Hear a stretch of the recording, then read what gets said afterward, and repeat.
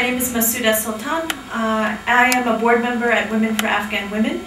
I'm an Afghan American, and I'm here at the offices of Women for Afghan Women in Kabul, Afghanistan, speaking with staff and clients of the organization to see how they feel about the U.S. troop presence and the international community's commitment to them and to Afghanistan. Can you tell me your name and what you do here? My name is Venetia Nazeri. I'm the Executive Director of Women for Afghan Women. Can you tell me a little bit about the organization, when it started, what you do, etc.? Women for Afghan Women started in 2001 in New York City, and it was started as an advocacy organization to advocate for Afghan women's human rights. Since 2006, we've been operating family guidance centers in Afghanistan. We have 3 right now: Kabul, Mazar, and Kapisa. We work with women who are experiencing human rights violations. So you've been involved in Afghan women's issues for a long time. What do you think about the way things have been going? What do you think about the changes since the international community has intervened in Afghanistan? What do you think we should be doing better, etc.? After the Taliban left, during the Taliban, the human rights situations were severe. They were bad. When the international community arrived in Afghanistan, things were great. People felt liberated. Girls were going to school. Schools were open for boys and girls. Women were able to come out of their houses. They were able to work. When men, they felt free, they could walk around, not have a beard, people felt liberated after the U.S. came. What do you think would happen if the U.S. troops needed to leave, if the U.S. people decided that they were done with Afghanistan, and Afghanistan was not fixable? If the U.S. troops left, I would guess that within the next 24 to 36 hours, the Taliban and other insurgents will overrun the country. At best, we're going to have what Afghanistan was like 8 years ago, when the Taliban were in power. What do you think about General McChrystal's request for increased troops, possibly at 40,000 or some other number, which is being considered in the United States right now? I think that Afghanistan needs the commitment of the U.S. We need the long-term commitment of the U.S. Now, if that means that we need 40,000 extra troops, then be it. Afghanistan needs the U.S. to stay here, both militarily and in terms of giving aid for the country to be rebuilt. Do you and the women you work with and serve, do they want to see an increase? Do they want to see the same number of troops? Do they want to see a decrease or an exit? They definitely don't want an exit.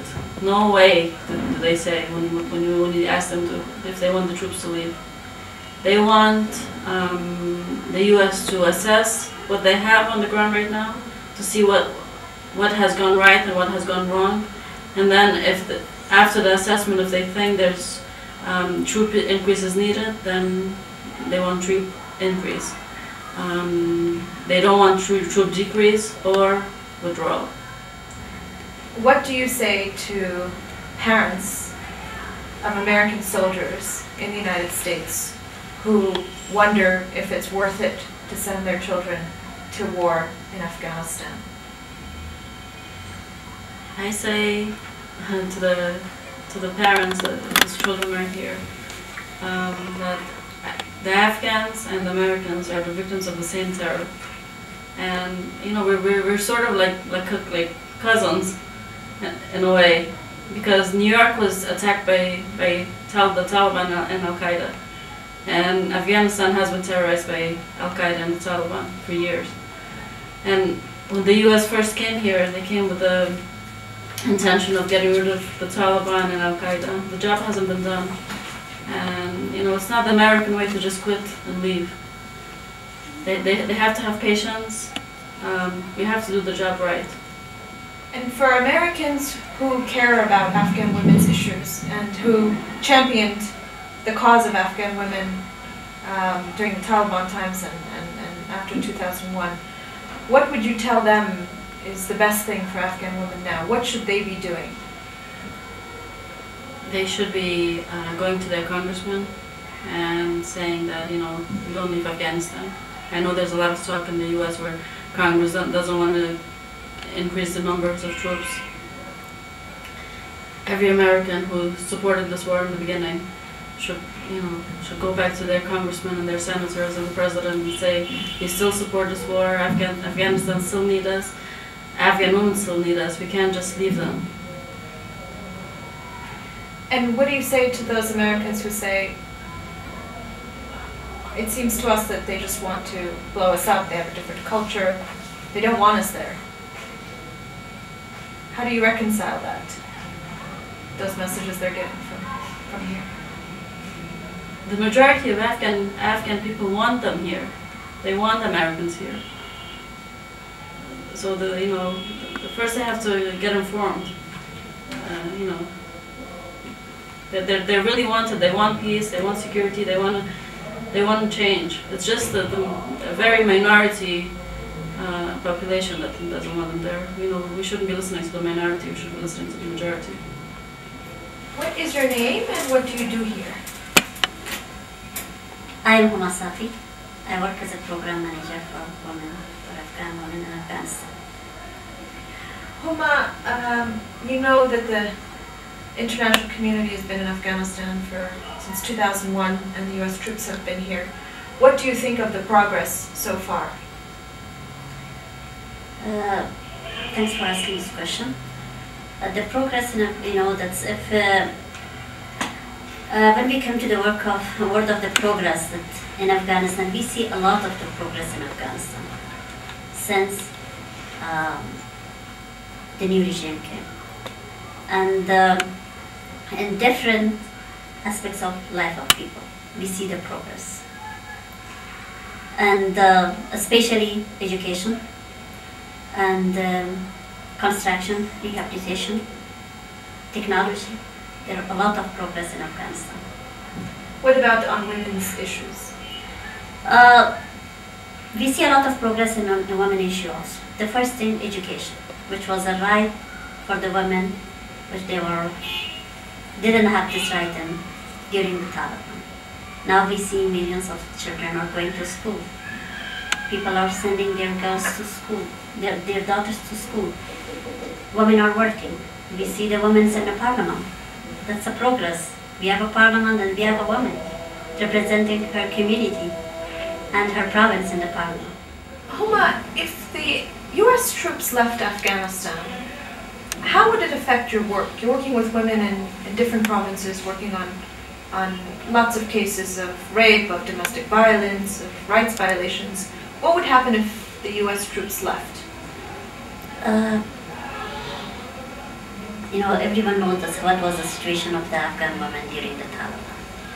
The first thing, we will go back to this 8 years back, to 8 years ago. And that was the situation which a woman could not go out, not go to school, to a hospital, to work. Just imagine that going to school was not allowed at that time. Then how an organization which work for a women's right and human rights will work. What do you say to people in the US who say, we can't fix Afghanistan, it's not our business, we're not capable, they have to fix themselves? I will tell them again that do not lose your patience, have patience. A country which experienced 30 years of war cannot be fixed in 1 hour. And we cannot do this magic to fix Afghanistan in 1 hour, in 1 day, in 1 year. And we shouldn't expect that much speed of change in Afghanistan. And that's why we ask them just to stay in their commitment and have more patience. There are changes in Afghanistan. We make changes in Afghanistan. Just a very small, examples. 8 years ago, we were going to make a phone call to the outside the country. We were going to Pakistan to make that phone call. But today in Afghanistan and urban areas, we have internet in our houses. And these people are here. The FDI or foreign investment, direct investment in Afghanistan is increased. That's why, because the people see that there is a security, I can invest in this country. It doesn't mean the US troops or the international troops are here, they do nothing. This progress we see, it's because they are here. And they made this commitment with us, and we want them to stay in that commitment.